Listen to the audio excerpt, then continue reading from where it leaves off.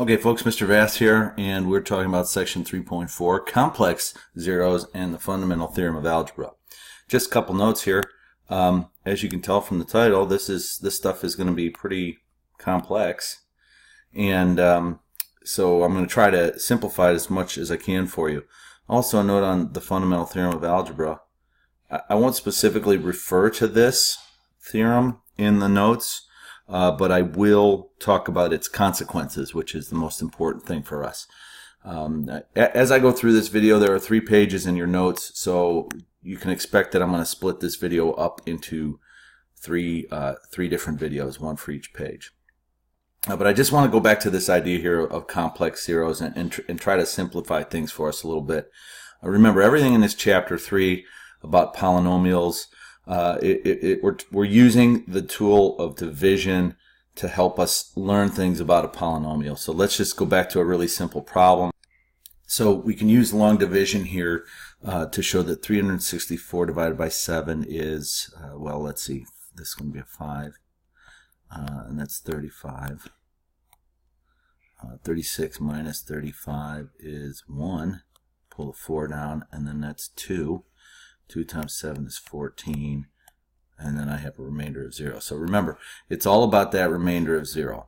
If we get a remainder of 0 after we do a division, that means that our divisor is a factor of the dividend.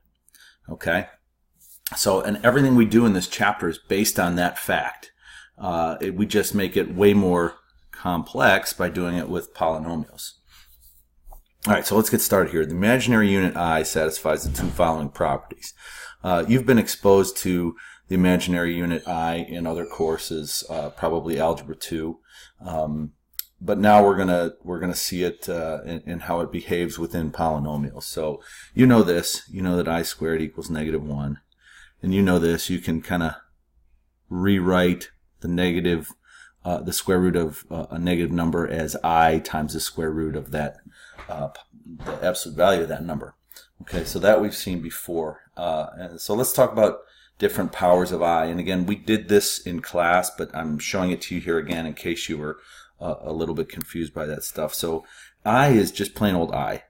It is the square root of -1, and we just write that as I. And yes, I know my lowercase i's look like a 2 with a hat on it, but you're just going to have to get over that. If we take I squared, and if we take I and we square it, that means we have the square root of -1 times the square root of -1, and that's just plain old -1.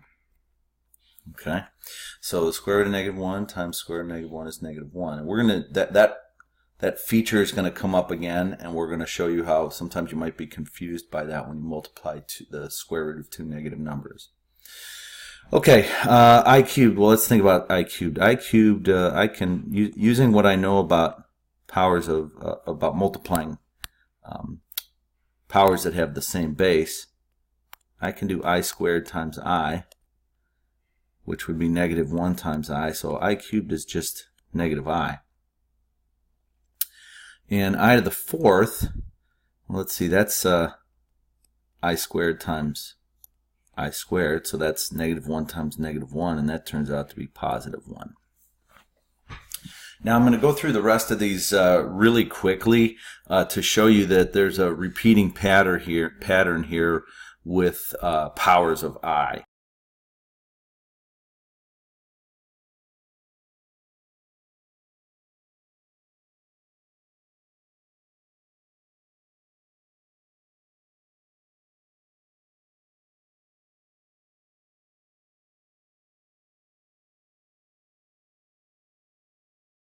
Okay, so there's a whole bunch of different powers of I that I've simplified, and you should be able to see that repeating pattern. It goes from I to -1 to -I to +1, and then it just repeats.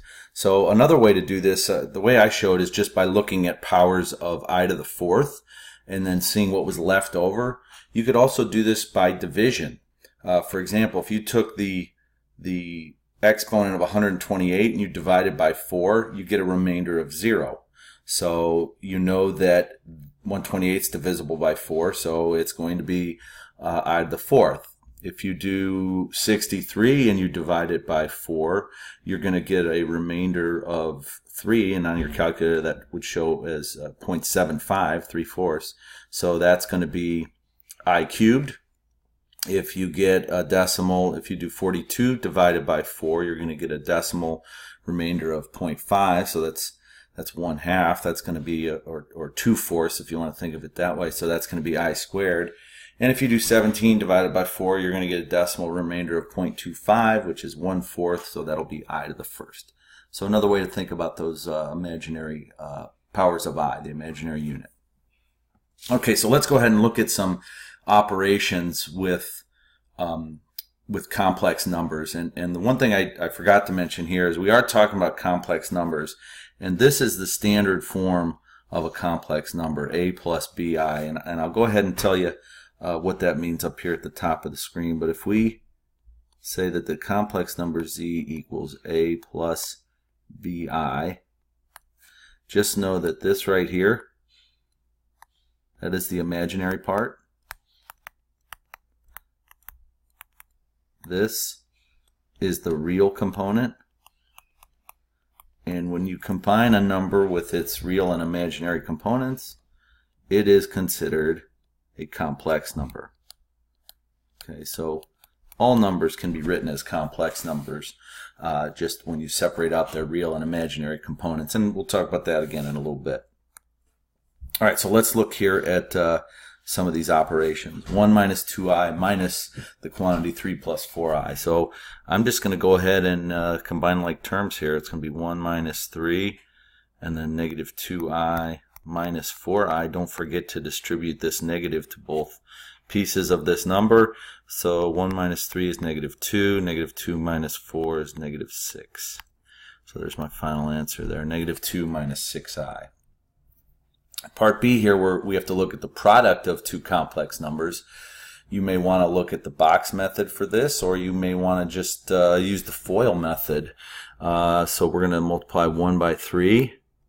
We're going to multiply 1 by 4i. We're going to multiply negative 2 by 3, negative 2i by 3, that's minus 6i. And then negative 2i times 4i, well, let's see, that's going to be negative 8i squared. And this is where you have to think a little bit. Negative 8i squared is negative 8 times negative 1, so this becomes positive 8. So we can do a little more simplification here. I'm going to have 3 plus 8, which is 11, and then 4i minus 6i, which is minus 2i. Okay, so the next one here, I have a little hint off in the margin. It says think conjugate. So when we have to divide 1 minus 2i by 3 plus 4i, in this form there's not much we can do with it. So the trick is we're going to multiply by the conjugate of the denominator divided by itself. So the conjugate of the denominator is 3 minus 4i. And if I take 3 minus 4i and divide it by itself, it's equivalent to 1. So I'm not changing the value of this expression. But you'll see here in a minute, I'm going to go ahead and do all of the multiplications for the numerators and denominators, and it'll simplify out so we have no imaginary numbers in our denominator.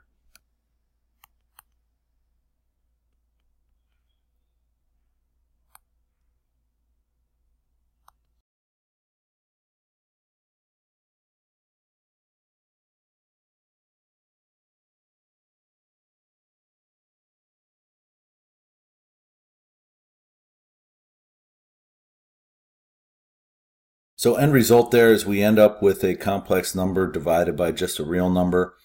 So we have successfully divided 1 minus 2i by 3 plus 4i. Notice that I did cancel out a common factor of 5 to get my answer in its simplest form. So anytime you're asked to divide one complex number by another, this is the procedure you should use. Okay, let's look at part D here. So I know what you're tempted to do, so do not write this down. You are tempted to do this. Oh, well, we'll just write this as negative 3 times negative 12 under the same square root symbol. And then we'll say, well, negative 3 times negative 12 is positive 36, so this just equals plain old 6. But that's false, okay? That property that I just used there, where you can, when you multiply two square roots and show that product under the same square root symbol, That only works for real numbers. Okay, so the square root of -3 and the square root of -12 are not real numbers.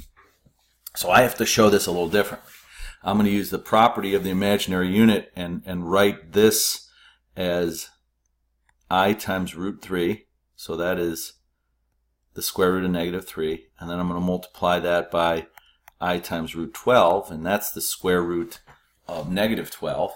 So this is going to give me I times I, which is I squared. Now, the square root of 3 and the square root of 12, those are real numbers. So I can show that as the square root of 3 times 12.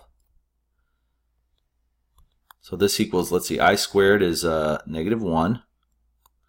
And the square root of 3 times 12, well, that's 36. The square root of 36 is 6. So this is just going to be -6.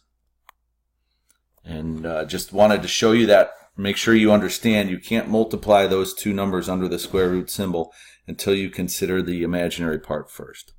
Okay, so example E is a little different. The two negative numbers are already under the same square root symbol. So the order of operations says I can do anything inside a grouping symbol first. So I can do -3 times -12, and that gives me +36. And then the square root of that is just plain old 6. So there you have it, folks. Two different examples. They look similar, but our answers are very different. Last but not least here, we're going to multiply two crazy looking expressions here. I have x minus the quantity 1 plus 2i and x minus the quantity 1 minus 2i. So this is going to be tricky. So first thing I'm going to do is rewrite this. I'm going to get rid of these brackets here. Okay, so I'm going to write this is x minus 1, and then I have to distribute the negative minus 2i. And then over here, this second expression is going to be x minus 1, and then distribute the negative, it's going to be plus 2i. So what I'm really doing here is multiplying two trinomials.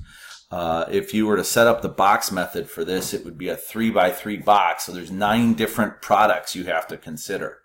So this one's going to be kind of tricky. You're going to want to maybe slow this down and take a look at my work, but at the end I think you'll find it to be a very satisfying answer.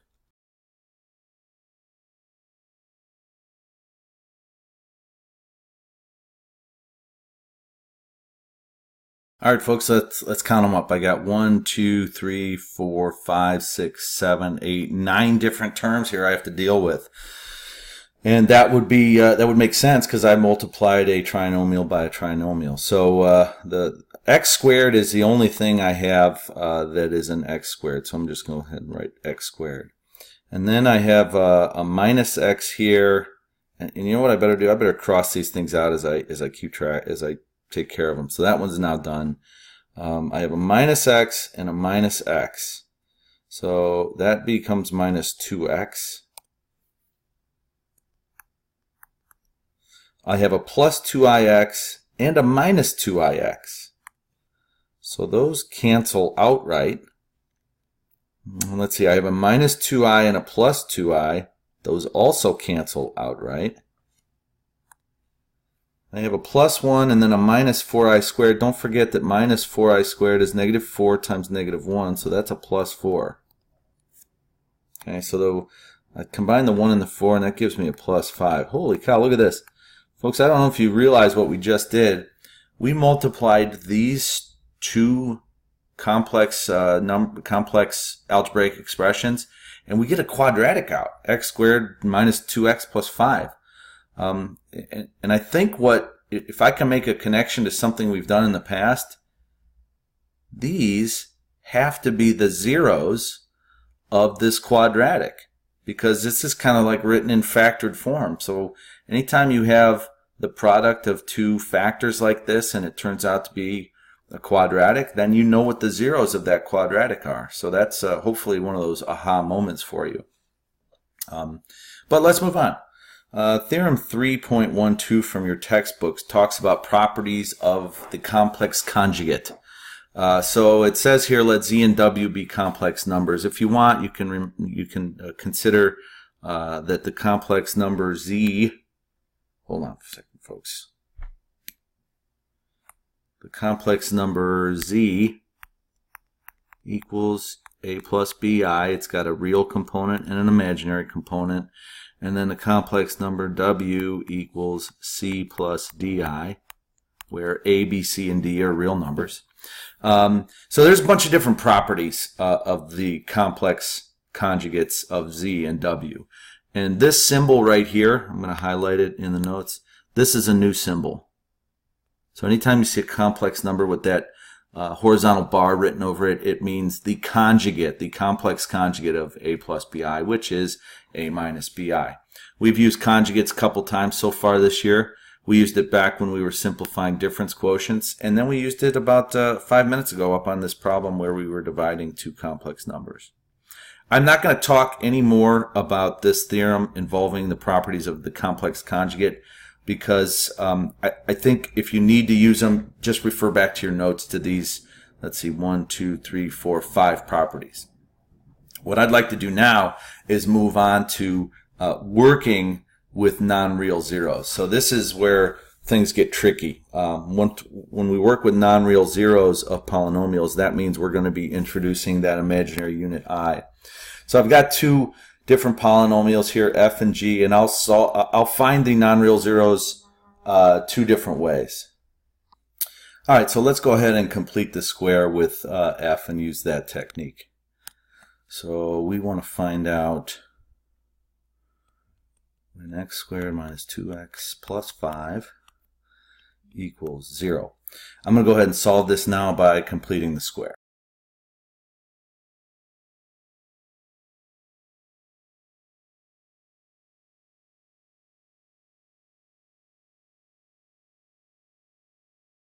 There you have it, folks.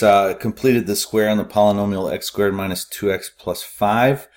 Used that technique to find out when that function equals 0, and I got 1 plus or minus 2i. So those are the zeros of the polynomial f. Some of you may still be struggling with completing the square, and I want to show you that there are tools out there to help you. So if you go, let's just go to Google real quick, and if you do a search on complete the square calculator, you're going to find all sorts of different online tools to help you. In fact, one that I've used in the past is this Symbolab source. So there's all sorts of mathematical tools on here that will actually do algebra for you. And I caution you when you use these things, be careful not to use them as a crutch. Make sure you're using them as a tool to help you learn the procedures and the techniques. Okay, so enough said about that. Let's go and do G now. And for G, I'll go ahead and do the quadratic formula where it says, quadratic formula is x equals the opposite of b plus or minus the square root of b squared minus 4ac all divided by 2 times a. I'm going to go ahead and plug and chug here and catch up with you at the end.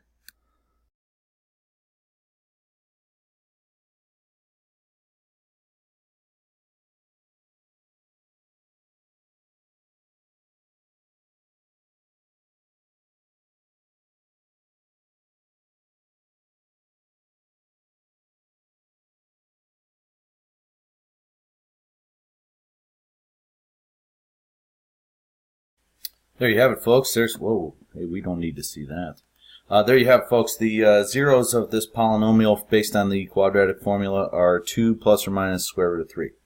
Okay, so why did I go over these two examples? Just to remind you that if you have a quadratic with either real or non-real zeros, you can use completing the square and the quadratic formula to find those zeros. Okay, so let's move on to the last couple examples here. All right, the last thing here on number 4, if a quadratic has a 0 of 1 minus 4i, why must the other 0 be 1 plus 4i? Well, think about this. We're talking about quadratics here, and think about the quadratic formula. Quadratic formula has this little feature right here. Oh, that arrow's too big, folks. You deserve something better than that. How about we go with this one?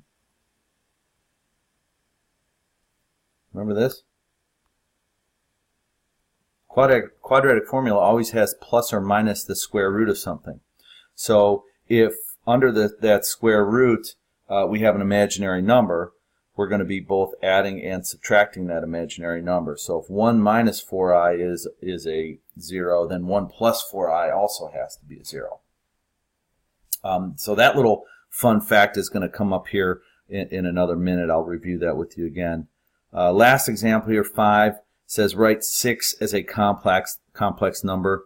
And I told you earlier that any number could be written as a complex number. So if we think of a complex number as z equals the real part plus the imaginary part, well, then I could say that 6 equals 6 plus 0i, because 6 has only a real component, no imaginary component. Okay, so the last thing we'll talk about here, and I know this video has been long, so thank you for being patient. There are some, before we get into the real meat of the problems in this section, there are some big ideas from theorems in your textbook. So I'm going to just highlight those theorem numbers, and you can go into your textbook if you want some more details about these theorems. But here are the big takeaways. First, the total number zeros, real and non-real, counting multiplicity, the total number zeros of a polynomial equals its degree. So, if we have a 5th degree polynomial, we have to have 5 zeros. If one of those zeros has a multiplicity of 2, that counts as 2. So that means we would have 3 more zeros. Okay, second bullet point. If a polynomial has a 0 of a plus bi, then it also has a 0 of a minus bi. We talked about that up here in example 4, and that comes from what we can see in the quadratic formula. So complex zeros happen in conjugate pairs. Oh man, that sounds really fancy. I'm going to write that down.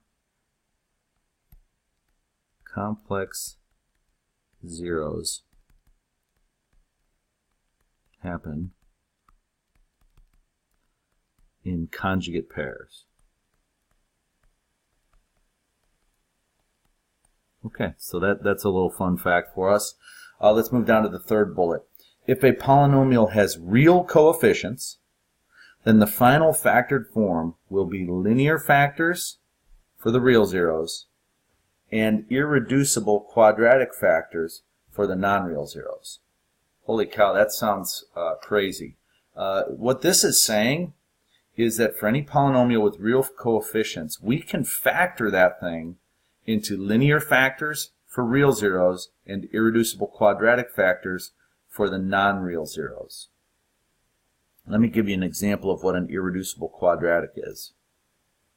Way back up here. That's an irreducible quadratic because we had non-real zeros. Okay, last bullet point, and this one's just a bonus for you. If a plus b times the square root of c is a 0 of a polynomial, so is a minus b times the square root of c, where c is greater than 0. So let me make a note of that.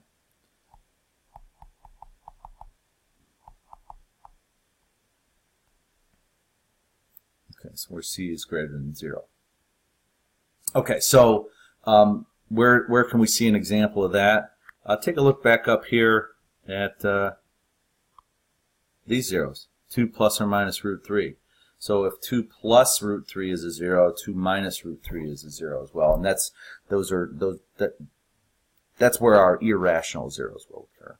Okay, folks, long video. Apologize for the length. Pages 2 and 3 should go quicker, but they won't be any easier.